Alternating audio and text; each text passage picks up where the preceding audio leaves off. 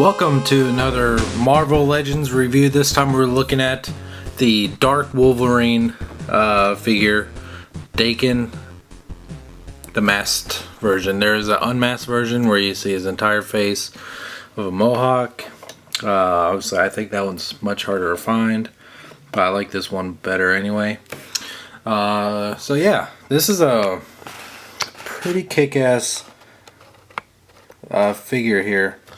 As I understand, it is mostly a repaint slash retool of just a traditional Wolverine figure, the black and yellow version, like the Wolverine we all know and love. Just with his older brown costume and just made some changes just to make him Daken or Daken. However, I'm not sure exactly how you pronounce his name, but as you can see, he has 2 claws on each hand, bone claws.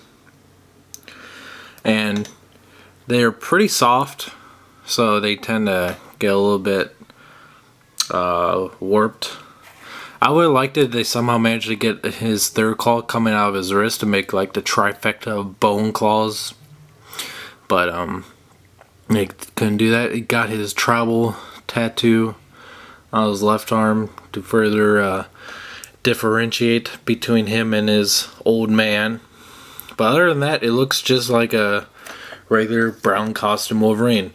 His belt is a separate piece from the rest of his body, which I find it really odd. Like, I've been pressed down pretty tight against his waist to kind of make it more secure, or else it'll just kind of flop around. So I kind of press it down real tight here. As far as articulation goes, he has a really emotive neck joint here where it goes up and down, side to side. Has kind of the features of a ball joint without actually being one. I don't think there's one. There might be one up above there, but it's really hard to tell. But it's really quite cool how it works. And really awesome chest articulation here. Let me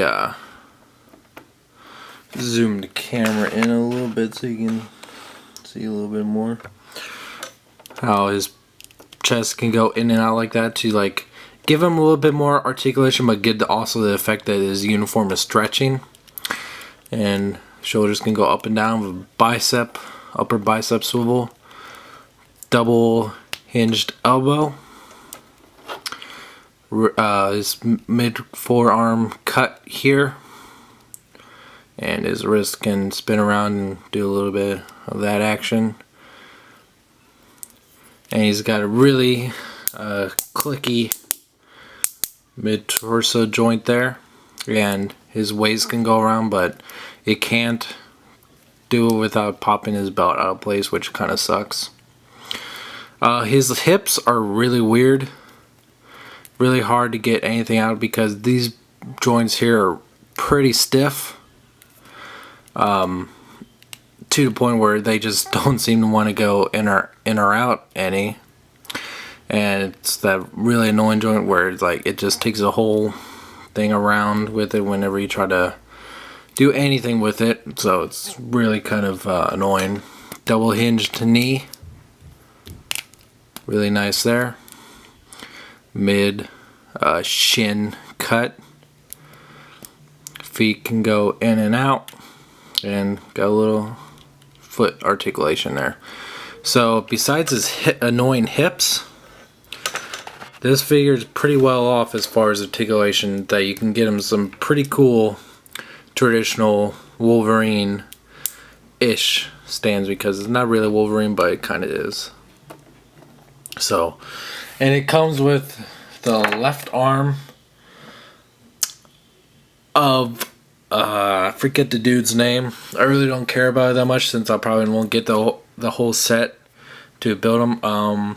It's the super villain version of that one pussy guy from Captain America, the first Avenger.